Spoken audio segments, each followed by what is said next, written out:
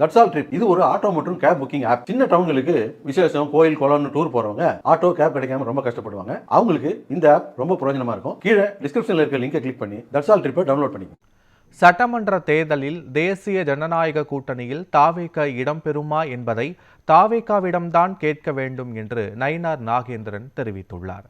March 11ஆம் தேதி திருச்சியில் நடைபெறும் பொதுக்கூட்டத்தில் பிரதமர் மோடி பங்கேற்க உள்ள நிலையில் பொதுக்கூட்டத்தை நடத்துவதற்கான இடங்களை பார்வையிட்டு தேர்வு செய்யும் பணியில் பாஜக மாநில தலைவர் நயினார் நாகேந்திரன் ஈடுபட்டார்.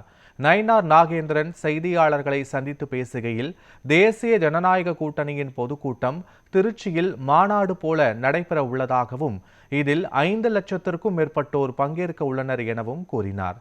தாவேக என்டிஏ கூட்டணியில் இணையுமா என்பதை தாவேகாவிடம்தான் கேட்க வேண்டும் என்றும் அவர் கூறினார்.